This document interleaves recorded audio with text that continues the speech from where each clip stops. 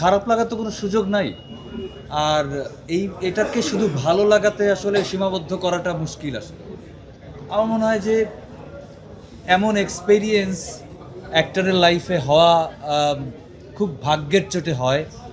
এমন এক্সপেরিয়েন্স সিনেমার জন্য আমার মনে হয় এই রোহিত অ্যাজ এ ফিল্ম একটা বড় এক্সপেরিয়েন্স হয়ে থাকবে আসলে সবার মধ্যে, দর্শকের মধ্যে এবং এই ইন্ডাস্ট্রির জন্য।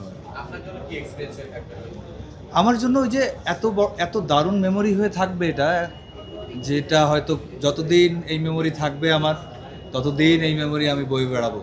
সাধুকে, রোহিতকে আমি বোধহয় আজীবন বয়ে বেড়াবো।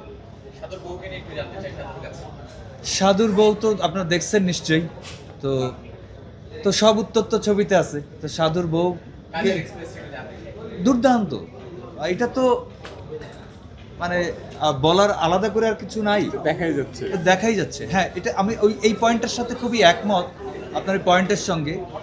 দেখেন আমি যে কাজটা করেছি সেটা বা আমি যেটা করি সাধারণত আমি করি, কিন্তু নাজিফা তুষি যেটা করেছেন সাধুর বউ হিসেবে সেইটা মানে ইম্পসিবল টু আমার কাছে মনে হয় আর অন্য কারো কাছে, আরও কারো দ্বারা এটা আমার মনে হয় সম্ভব ছিল না আর কি।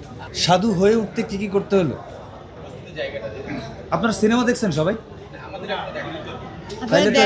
তাহলে তো এই প্রশ্নটার উত্তর নাই আসলে। কারণ সিনেমা যদি না দেখেন তাহলে কোনো প্রশ্নের উত্তর আসলে সহজ পাবেন না। তার কারণ সিনেমাটা যদি না দেখেন তাহলে সঠিক প্রশ্ন আসবে না, সঠিক প্রশ্ন যদি না আসে সঠিক উত্তর আসবে না। আমরা যতটুকু দেখেছি ট্রেলারে বা গান সবকিছু মিলে সেই জায়গা থেকে যদি জানতে চাই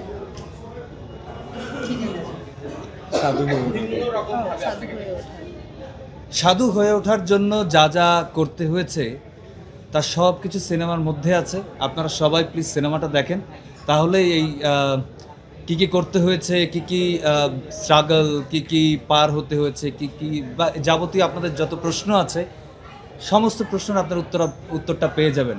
আমার রিকোয়েস্ট আপনাদের সকলের কাছে, সিনেমাটা দেখেন।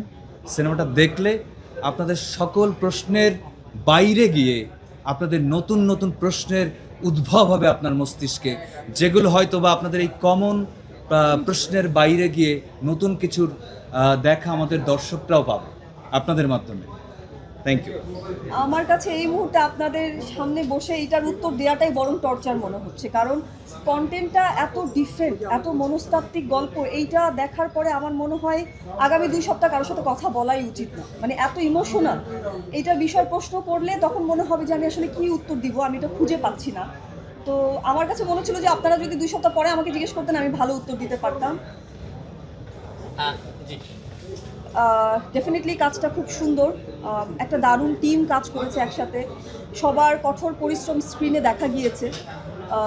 এত দারুণ ক্যারেক্টার প্লে, এরা 3 জন আউটস্ট্যান্ডিং। এবং সিনেমাটা শেষ হওয়া অবধি আমি চুপচাপ বসেই ছিলাম, আমি বুঝতে পারছিলাম না যে আমার আসলে কী বলা উচিত। ইনফ্যাক্ট আমার সিনিয়ররা যারা আমাদের সাথে একসাথে বসে দেখেছেন, নর্মাল অডিয়েন্স যারা দেখেছেন, সবারই একই ইমোশন। ওই জায়গা থেকে আমার কাছে মনে হয়েছে যে হ্যাঁ, মানুষের ভেতরে সিনেমাটা যেতে পেরেছে। যদিও গল্পটার নাম রোহিত, কিন্তু আমার কাছে মনে হয়েছে এটা মেঘের ঘন ঘটা। মানে এত পেইন শেষ পর্যন্ত গল্পটাতে, ওই পেইনটা মানে এখনো আমার ভিতরে কোথাও আছে। অডিয়েন্সের জায়গা থেকে সাধু এবং সাধুর বউকে কেমন দেখলেন? দুর্দান্ত। আমি একদম ওদেরকে ছেড়ে দিতে পারবো। ওরা যদি এখনো বলে যে আমি সাধু এবং আমার সাধুর বউ হিসেবে ওরা ঘুরে বেড়াবে, আমার কোনো আপত্তি নেই। এত সুন্দর ওরা দুজন স্ক্রিনে, এবং এত ভালো একজন আরেকজনের পরিপূরক। এইটাই না হওয়া উচিত। মানে আর্টিস্টরা যখন একসাথে স্ক্রিন শেয়ার করে তখন না কোথাও নিজের মানে ব্যক্তি জীবনের কোনো মানে ছিটে ফোটা আসা উচিত না। এইটা তুষি এবং ইমরান দুজনেই খুবই জাস্টিফাই করেছে এই জায়গাটা।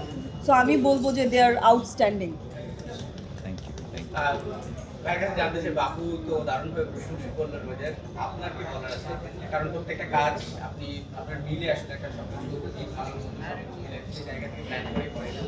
তার কাছ থেকে লেফট কাছ থেকে পাওয়াটা ছিল। আপনি এই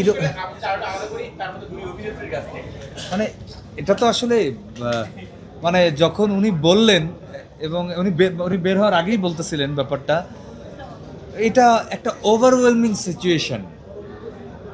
যখন উনি আমার সব কাজের সবচেয়ে বেশি ক্রিটিসাইজ করেন, উনি সবচেয়ে বেশি এটার ভালো মন্দ দিকগুলোকে আমাদের সাথে আলোচনা করেন। সেইখানে যখন ওনার কাছ থেকে এত দারুণভাবে একটা মানে কমপ্লিমেন্ট আসে, এটা অসম্ভব ভালো লাগার এবং অসম্ভব সুখের। আমার আমার অভিজ্ঞতাও ভিন্ন না, আমার অভিজ্ঞতাও একই, আমার অভিজ্ঞতাও সাধুর মতোই, আমার অভিজ্ঞতা সাধুর বইয়ের মতোই। আমরা একসাথে যেহেতু সময় কাটিয়েছি, একই ল্যান্ডস্কেপে ছিলাম, একই সময়ে ছিলাম, সুতরাং আমাদের ওই এক্সপিরিয়েন্সটা ওই যে একই কথায়, যেটা আসলে ভাষায় প্রকাশ করার মতো না। বারবার ফিরে যাচ্ছি আমরা সিনেমা দেখতে, যে ওই জায়গাতে বারবার ফিরে যাচ্ছিলাম। গতকালকে রাত্রেও আমরা কথা বলছিলাম, তখন মনে হচ্ছে যে আচ্ছা আমরা নৌকাটা নিয়ে বের হয়ে যাই, চলো একটা নৌকা নিয়ে বের হয়ে যাই, ঘুরে আসি আমরা একটু। তো আমার মনে হয় যে এখনও আমরা চাইলে ওই জায়গাতে চলে যেতে পারি, আমরা চাইলে ওই জীবনটা আবারও যাপন করতে পারি, এখানে থেকেই যাপন করতে পারি।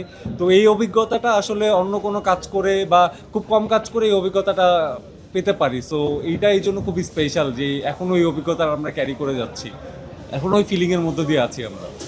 নির্মাতা হিসেবে মেজবাউর রহমান সম্পর্কে কিভাবে ব্যাখ্যা?